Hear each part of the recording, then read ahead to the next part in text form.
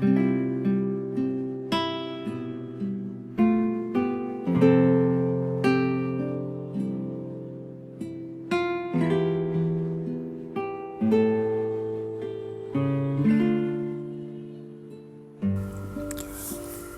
mabuting balita ng Panginoon ayon kay San Lucas.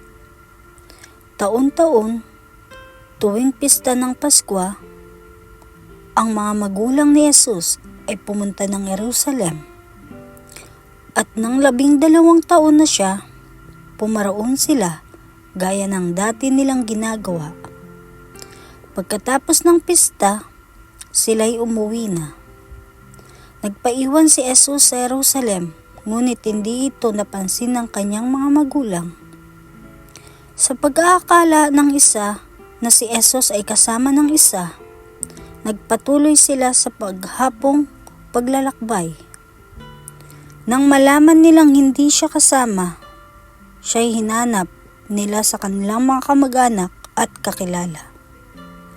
Hindi nila siya ay matagpuan, kaya't bumalik sila sa Jerusalem upang doon hanapin.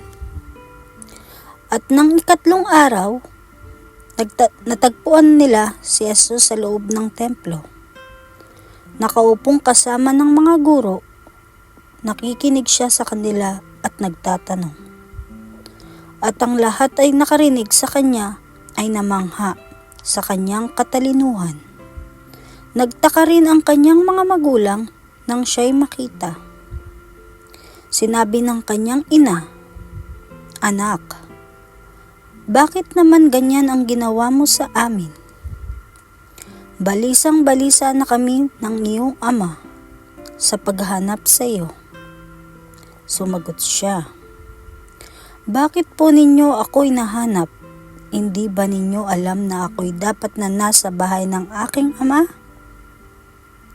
Ngunit hindi nila naunawaan ang pananalitang ito. Siya'y umuwing kasama nila sa Nazaret at naging isang masunuring anak. Ang lahat ng bagay na ito ay iningatan ng kanyang ina sa kanyang puso. Patuloy na lumaki si Jesus. Umunlad ang kanyang karunungan at lalong kinalugdan ng Diyos at ng mga tao. Ang mabuting balita ng Panginoon.